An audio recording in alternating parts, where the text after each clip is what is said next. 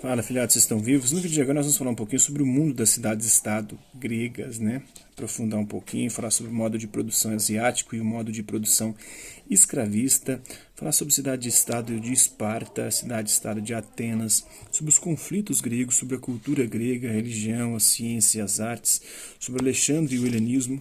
Bora lá?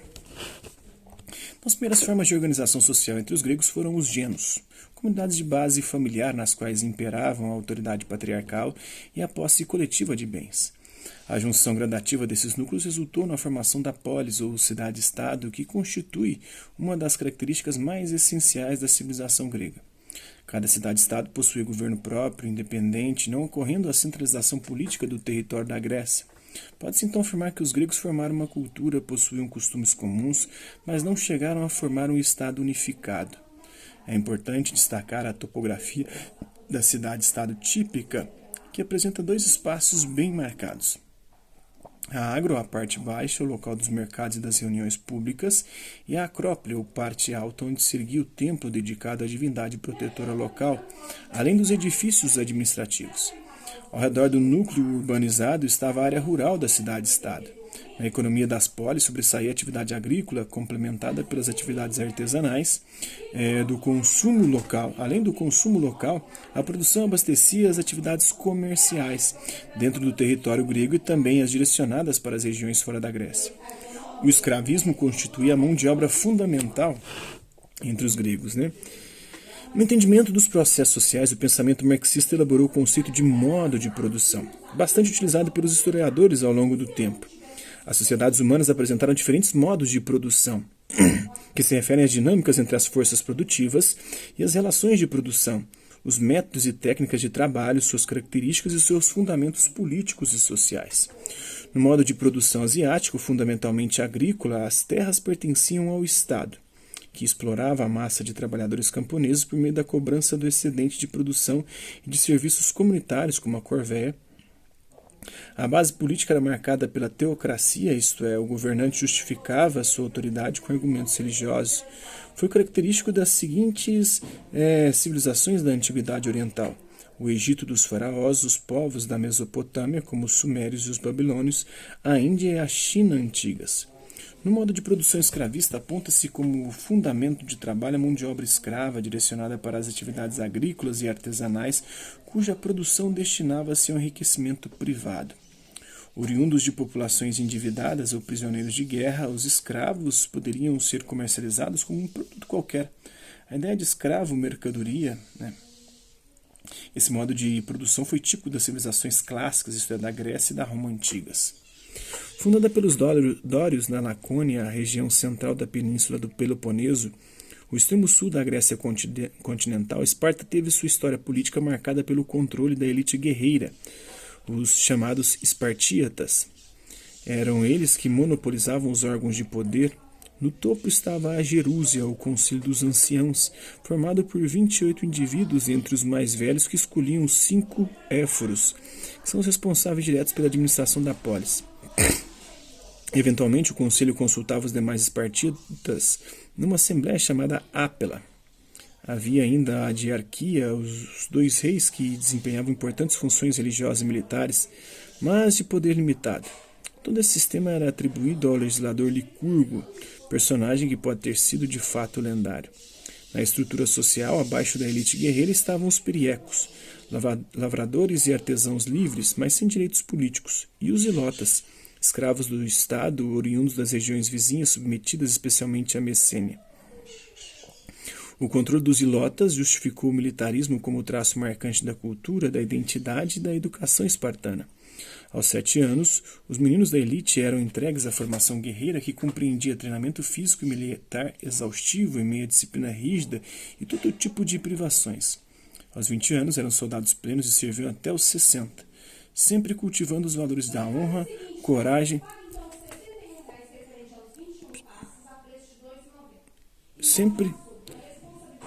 aos 20 anos sempre cultivando os valores da honra, coragem e bravura, além da destreza no manejo das armas.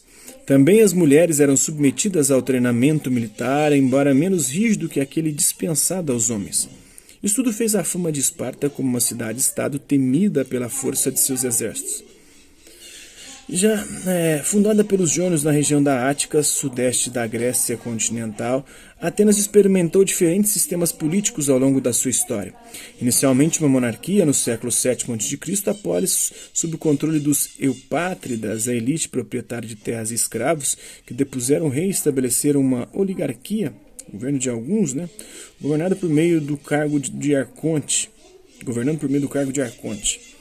As demandas das classes menos favorecidas resultaram nas leis de Drácon, marcadas pela severidade das punições, e também Solon, a abolição da escravidão por dívidas entre os atenienses.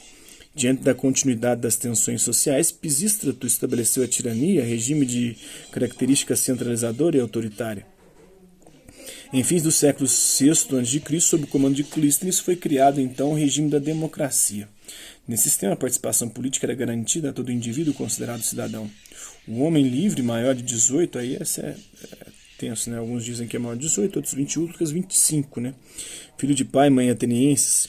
Não obstante o avanço social, pois não se assentava na condição econômica, tratava-se de um regime limitado, visto que os direitos políticos não eram concedidos às mulheres, aos estrangeiros, ditos metecos, nem aos escravos, nem aos menores dependendo da idade, porque varia, 18, 20, 25, que juntos formavam a maioria absoluta da população da cidade. O apogeu do sistema democrático ocorreu sob o governo de Péricles, no século V a.C. Essa época marca também o auge do poder ateniense sobre o mundo grego, sendo conhecido como o século de ouro de Atenas. Isso se deve ao contexto das guerras médicas que duraram entre 490 e 479 a.C., quando o território grego foi invadido pelo poderoso Império Persa do atual Irã. Uma série de batalhas marcou o confronto entre os invasores e os gregos de várias cidades-estado, que acabaram vitoriosos. Para enfrentar os persas, Atenas comandou uma aliança militar entre várias polis, a Liga de Delos, cujos recursos acabaram promovendo a riqueza e a prosperidade ateniense. A supremacia de Atenas acabou despertando a rivalidade com Esparta, o que culminou na Guerra do Peloponeso entre 431 e 404 a.C. A vitória espartana marca não apenas a decadência do poder ateniense, mas o início de uma era de rivalidades internas que facilitaram a conquista de toda a Grécia pelo rei Filipe II da Macedônia, o pai do Alexandre o Grande, reino vizinho ao norte do território grego. Ocorrida no ano de 338 a.C., a dominação macedônia assinalou o fim do sistema grego de cidades-estado independentes.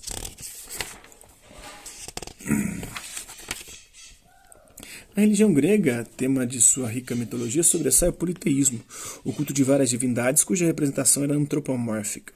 Os atributos divinos eram variados e cada cidade-estado possuía uma divindade protetora.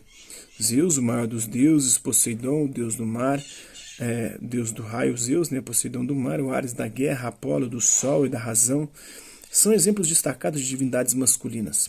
Entre as deusas podemos citar Afrodite, a deusa da beleza, a Diana, a deusa da caça, que é a Ártemis, na verdade, Diana é a romana. A Atena, a deusa da sabedoria. Havia também os semideuses, ou heróis como Heracles ou Hércules, Teseu, Jasão. Entre as práticas religiosas ganham destaque os oráculos, locais de adivinhação do futuro. O mais célebre deles é o de Apolo, em Delfos. As competições esportivas dos Jogos Olímpicos eram uma celebração em honra a Zeus, realizadas a cada 4 anos na cidade de Olímpia. Há que se mencionar também que era a religiosidade grega, que a religiosidade grega incluía o culto dos antepassados, realizado no ambiente doméstico. Fundamentada em pressupostos racionalistas, a contribuição grega é das mais importantes de toda a humanidade, e nela se reconhece a base de vários campos científicos. Por isso, vários nomes são tidos como fundadores de determinada área. Heródoto, o pai da história, Demóstenes, o pai da oratória, Hipócrates, o pai da medicina, Euclides, o pai da geometria. Na matemática sobressaem também Tales de Mileto e Pitágoras. Na filosofia destacam-se os gigantes Sócrates, Platão e Aristóteles. Uma das criações mais originais do intelecto grego foi o teatro, cujos representantes mais exíguos foram Sófocles, Eurípides e Ésquilo. Na poesia épica deve-se mencionar Homero, autor da Ilíada e da Odisseia, que trata da guerra de Troia, e da Odisseia narra as aventuras de Ulisses. Temos também o Hesíodo, que tem a Teogonia e os trabalhos dos dias. No campo das artes, além da primorosa escultura, destaca-se a arquitetura, com seus 3 estilos épicos, o dórico, o jônico e o coríntio. Filho e herdeiro de Filipe II, o célebre Alexandre da Macedônia, que viveu entre 356 e 323 a.C., se distingue como um dos maiores generais da história. Dirigindo seus esforços militares para a Ásia, conquistou todo o Império da Pérsia, tornando-se senhor absoluto de um vasto território. Uma das consequências mais relevantes dessa época foi a fusão de elementos culturais gregos e orientais, o que se denomina de helenismo ou cultura helenística, né? Então é isso aí. Isso é um pouquinho da Grécia Antiga. Espero que vocês tenham gostado, né, da antiguidade clássica dos gregos. Espero que vocês tenham gostado do vídeo. Quem curtiu, dá like. Quem curtiu, dá dislike. Hasta la vista. Até a próxima.